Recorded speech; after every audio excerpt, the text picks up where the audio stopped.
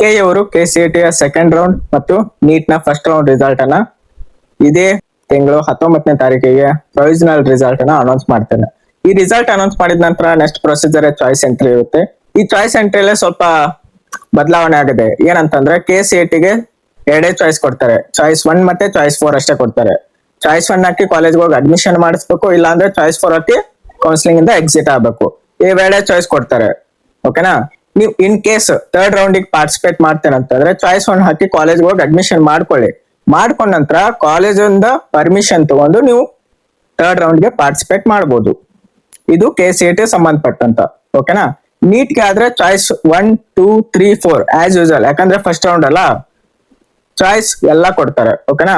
ನಿಮ್ಗೆ ಯಾವ ಚಾಯ್ಸ್ ಬೇಕಲ್ಲ ಆ ಚಾಯ್ಸ್ ಹಾಕೊಂಡು ನೀವು ಮುಂದಿನ ಅಪ್ಗ್ರೇಡೇಷನ್ ಆದ್ರೆ ಅಪ್ಗ್ರೇಡೇಷನ್, ಕಾಲೇಜ್ ಚೆನ್ನಾಗಿರುವಂತ ಸಿಕ್ಕಿದ್ರೆ ಕಾಲೇಜ್ ಅಡ್ಮಿಷನ್ ಮಾಡ್ಕೊಳ್ಳಿ. ಇಲ್ಲ ಅಂದ್ರೆ ನೆಕ್ಸ್ಟ್ ಇಯರ್ ಪಾರ್ಟಿಸಿಪೇಟ್ ಮಾಡ್ತೇನೆ ಅಂದ್ರೆ ಚಾಯ್ಸ್ 4 ಹಾಕಿ ಕೌನ್ಸಿಲಿಂಗ್ ಇಂದ ಎಕ್ಸಿಟ್ ಆಗ್ಬೋದು.